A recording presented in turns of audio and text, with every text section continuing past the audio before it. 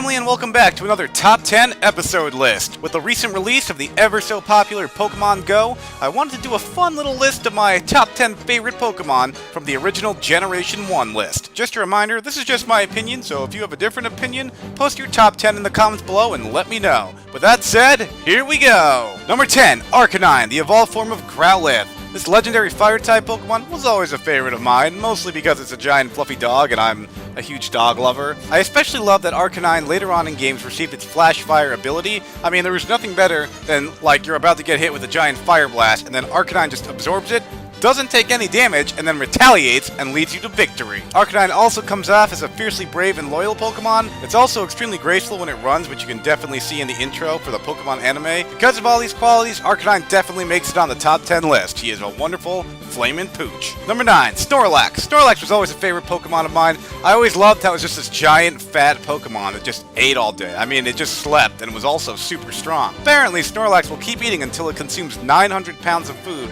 before finally becoming full. Then it just goes right back to sleep. In the game, Snorlax is pretty slow but can pack quite a punch. It has tons of HP, so it can take tons of damage. Its ability Thick Fat also allows it to take half damage from all fire and ice type attacks as well, so that's pretty super useful. So yeah, we got a fat, lazy Pokemon who's super powerful. Makes it to the list. Number 8, Gyarados, the evolved form of Magikarp. I always loved that Magikarp was a weak Pokemon, but then its evolved form was this truly ferocious, super powerful Pokemon. Magikarp was always kind of like the dork in high school that comes back for its high school reunion, and he's like, hey, remember me? I'm that kid you picked on in high school, and then look at me now! And then he just like beats everybody up and takes their lunch money. I'll always remember that episode of the Pokemon anime where James wastes $500 on a Magikarp in a gold Pokeball, and then he just throws it out, only to have it evolve and join up with a bunch of other Gyarados who cause absolute mayhem and destruction. The lesson here is to always appreciate your Pokemon, no matter what its strength level, because you never know when it will turn into a giant sea monster and try to eat you for breakfast. So be nice to your Pokemon. Number 7, Eevee, the evolution Pokemon. Now, Eevee is an awesome Pokemon because it's an evolution Pokemon. Nowadays, Eevee can evolve into one of 8 different Pokemon, but back then it was just the main 3. You had Jolteon, Vaporeon, and Flareon. I think one of the most fun parts about having an Eevee back then was deciding which evolution am I going to go with. Should I get a Flareon, Jolteon, Vaporeon? I don't know, that always was exciting for me. I mean, you also had the option to just keep Eevee exactly the way it is, because it's, a cute and fluffy Pokemon, and why the heck not, right? Just another reason to have this Pokemon on my top 10 favorite list. Number 6, Mew. Mew is Pokemon number 151, and the rarest of Generation 1. Now, you can't catch Mew without cheating. It's on my list because it's kinda, it's like shrouded in mystery. Now, there are some glitches you can use to try to catch Mew. I haven't done it before, but if you have, let me know in the comments below. I'd like to know if it actually works. I never knew if there was a legit way to get it back in the day, and I was always wondering how to find it. I remember there being reports from the Cinnabar Island Mansion in Red, Blue, and Yellow, stating it was like in South America or something, where it was first discovered. Apparently, Mew can also turn itself invisible at will, leading scientists to think that it was either a mirage or extinct. That's pretty much why nobody was able to find it. It's also a super cute Pokemon that can learn any TM, HM, or Move Tutor move in the game, except those exclusive to a particular Pokemon or group of Pokemon, such as Draco Meteor and Secret Sword.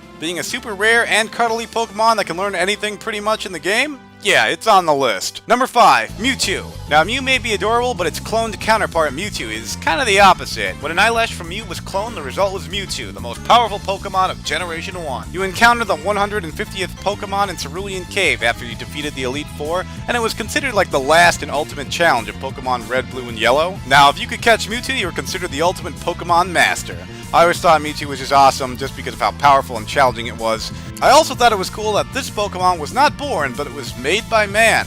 In later games, it actually can evolve further with Mega Stones into Mega Mewtwo X and Mega Mewtwo Y, making it even more powerful. Number 4, Zapdos. Zapdos is one of the original legendary bird trio members and is an electric/bird type Pokemon. Now, back in the Red, Blue, and Yellow days, there were only 5 main legendary Pokemon in the game, which made legendaries actually give you a real sense of accomplishment when you captured them. Zapdos was always a favorite of mine since I always thought it was cool that there was a bird with an electric typing, since birds usually are weak against electricity. It also has an awesome design and really stands out, I feel like, amongst the 3 legendary birds. I always use Zapdos on my top 6 back in the day, so he will definitely get added on this list, and I'll definitely be catching him once I figure out where he is in Pokemon Go. Number 3, Dragonite, the dragon Pokemon. Dragonite is the evolved form of Dragonair and the final evolved form of Dratini. Like many, I am a huge fan of Dragon-type Pokemon. Dragonite looks like a cuddly dragon, but it's also super powerful. Dragonite can circle the globe in 16 hours and travels about 1,556 miles per hour, 3 times the speed of the average airplane. And as you can see, he's pretty fast. In the original Pokemon Red, Blue, and Yellow, the last member of the Elite Four, Lance, uses 3 Dragonites in his arsenal against you, making him a very formidable opponent. Cuddly and powerful, that's why Dragonite is on the list. Number 2, Raichu. Now I love Raichu, like I really love Raichu. I'm surprised he's not the number 1, but he's gonna have to settle for number 2. Now Raichu is the evolved form of Pikachu and the final evolved form of Pichu.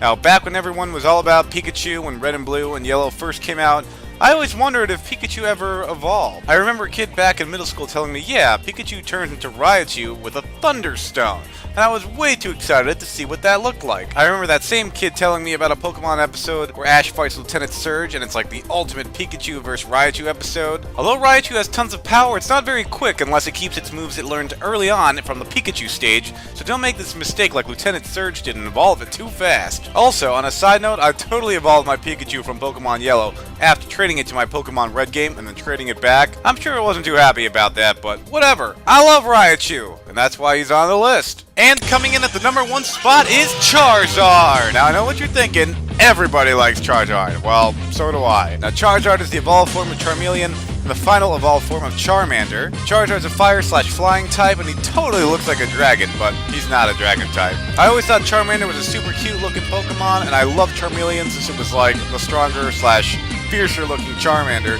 But once Charmeleon grew wings, I was like, yeah, this Pokemon is awesome. Since Charizard is so popular in Pokemon X and Y, they gave it 2 Mega Evolutions, Mega Charizard X and Mega Charizard Y. Mega Charizard X actually being a Dragon Fire type, while Y kept the Fire/Flying type. Now my most favorite episode of the Pokemon anime was when Charizard battled Magmar at the Cinnabar Island Pokemon Gym.